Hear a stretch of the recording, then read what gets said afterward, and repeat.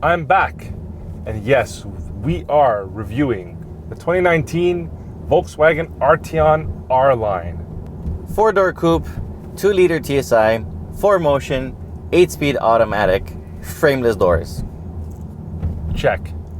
So what do we have? 268 horsepower, 258 pound-feet of torque, 0 to 100 kilometers an hour in, check this out, 6.9 as measured. 60. 100. 6.9 whole seconds. And the best part is, what's our average fuel economy? This says 10.3 liters per 100 kilometers, but I really don't believe it because he's been driving it. And he's Mr. Leadfoot. But I'm impressed because that's what it's doing, and that's pretty damn good. That's pretty awesome, actually. Do you know what Arteon means? Does it have anything to do with smelling out of any orifices out of your body? That would be completely not Arteon. So Volkswagen says that it's art, which is art because it looks good, and Eon stands for like the centuries and the foreverness, whatever. But you know what? I'm not sure that this design is gonna age very well. What do you think? I do, because if this thing's behind you in the rear view mirror, you're gonna look at it and think, oh my God, is that an R8? But it looks great right now, but I'm not sure in 10 years it's gonna look as good. But right now, I have to say, it does look really mean. if anyone's gonna talk about style, it's not gonna be you. No. Steve wants to do the design part of the talking today for the Volkswagen. So let's see how he does, because honestly, I don't think he knows anything about design. So, because I'm the style expert, let's talk about the front grille. Let's do it. I love the way the grille kind of blends into the headlight system. It's edge to edge from one part of the headlight all the way across to the other side of the front end to the other headlight, which makes it look very unique. The roof line kind of resembles that Passat CC from back in the day, and Volkswagen says that it is the spiritual successor to it. And I love the frameless doors. I'm always a sucker for frameless doors. Frameless doors are the bomb. But you said something to me. You said 4-door coupe. Yeah, that's the modern trend now. Everybody does 4-door coupes. So they're like sports sedans. Like that term's gone now. Even the new Porsche Taycan is going to be a 4-door electric coupe. So everybody's going that way. So did you notice like that flat fender flare? Like, I don't know if I like it or not, but it's definitely very unique. I think it goes with a car. And did you notice from a design perspective, it might look like a sedan, but when you actually press the button to open the trunk, it's a lift back. Like the whole thing like comes up, which is really cool. I'm really glad you pointed that out. So pricing starts at 48,000 Canadian dollars, and in Canada you can only get an exec line, and then of course you can add the R line as a package, which makes it $53,000 as tested. In the US you can also get lower trim levels, and you can also get it front wheel drive. Prices start at about 35,000 US dollars for the front wheel drive models. The all wheel drive 4Motion start at 37. An equivalently equipped car with what we have here today would be the SEL Premium R-Line 4Motion, and that's about 46,000 US dollars. So it looks really good on the outside, but how do you like this inside? I think this is seriously stylish. My favorite part of this is the aluminum matte finish here and the design of the aluminum. It looks cool. It's like an aluminum carbon fiber kind of pattern. It looks good, but one thing I don't like, I get that it breaks the blackness of the interior, the gray colored plastics. Yeah. I'm not a fan of it. I mean, it's brighter, but it's also cheaper.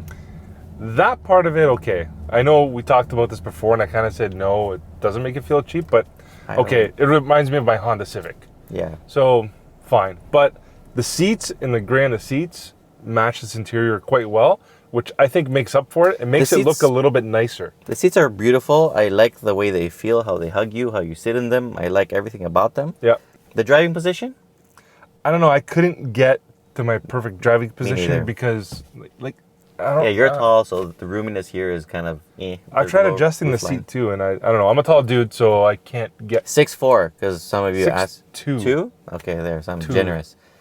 So he's 6'2", and that's the result. So if you're anything taller than 6'2", reconsider. Quality-wise, I think it's not bad. It's definitely not Audi level, but you do get nice soft plastics on the top, but everything on the bottom, plastic. scratchy and hard. Ergonomically, it's pretty good. Other than that shitty volume knob. Like, seriously, guys, one thing I noticed is that in Europe, they get a completely different looking infotainment system. Why are we North Americans not important and you give us those shitty volume knobs? You think we're not OCD? We don't care about crooked labels? Another thing you need to look at is this nice, beautiful, elegant clock. You see that in a lot of the higher end luxury models. You get a nice clock right in the center of your dash. Like Bentleys. All the nice and really fancy cars have a nice little clock. Very basic, but it adds that element of, what's that word I'm looking for? Classiness. Thank you. That's exactly what I wanted to say. It's classy. Did you notice the proximity sensor? Yeah, I did.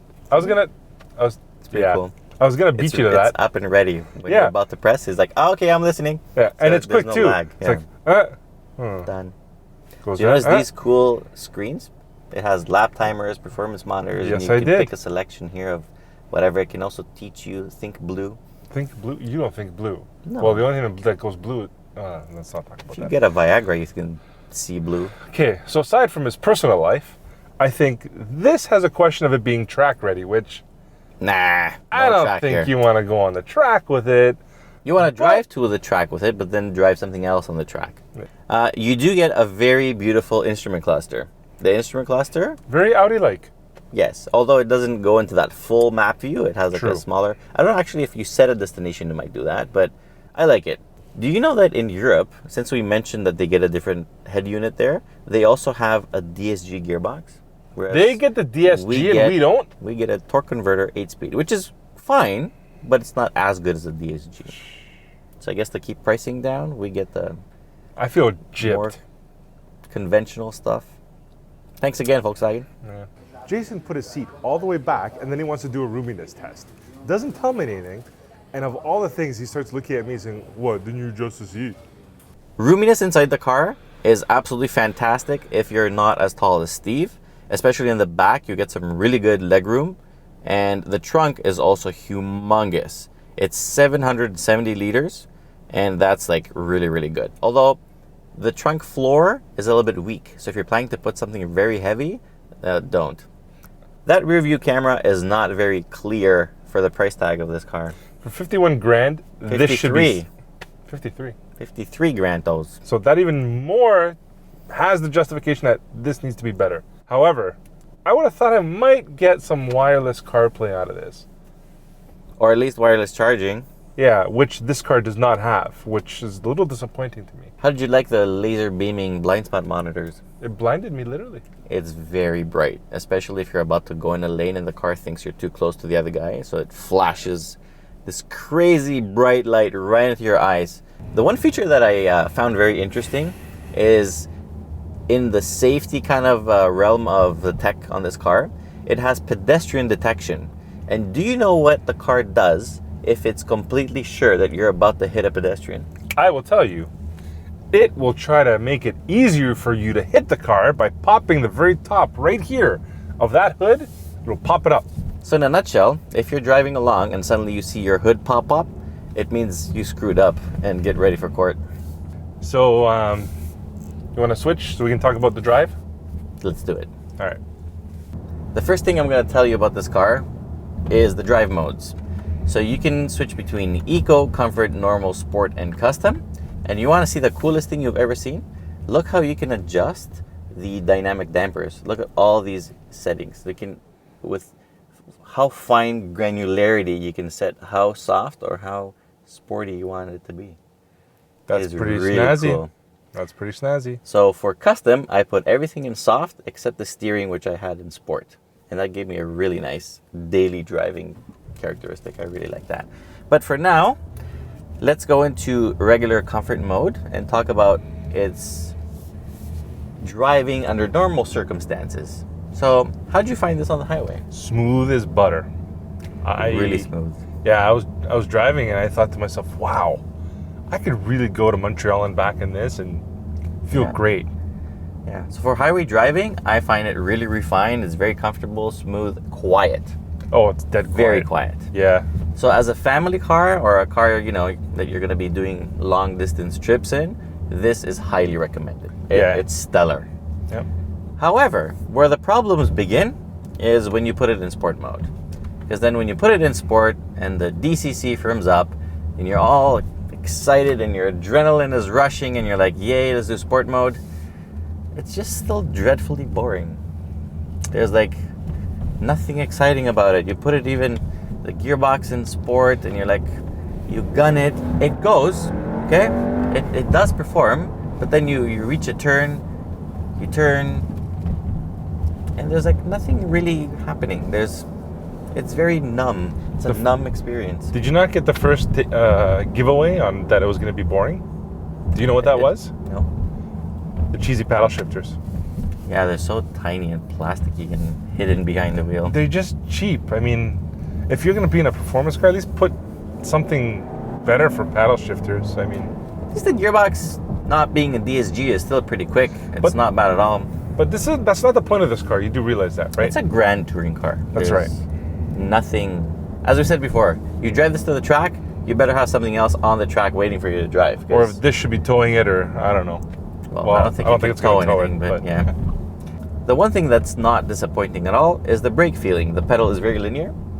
It's a little bit rainy today, so the roads are a bit damp. So from 100 kilometers an hour, it came to a complete stop in 43 meters, which is not bad for the conditions. But the brakes are very strong. They didn't lose. There's no fade, nothing like under regular driving, that is. I like them. And the one thing I have to say that I absolutely adore about this car is when I put it in comfort and I put the DCC all the way to comfort, like the most comfortable setting, yeah, it rides really well. Did you notice it's kind of like a sailboat on the highway? Like you get on the highway and it's like, ooh. It's really comfortable. Like it will iron out potholes. It gets a bit floaty. Yeah. But it's a But nice, that's okay it's if you're a on the nice highway. floaty. I like it on the highway like that. You kind of, I felt like I was driving my old 77 Grand Prix, you know? You're like, Ouch. I mean, okay, I'm exaggerating, Right. but you know. But the thing is it actually a problem that it's kind of boring, or is it, Absolutely as not. designed?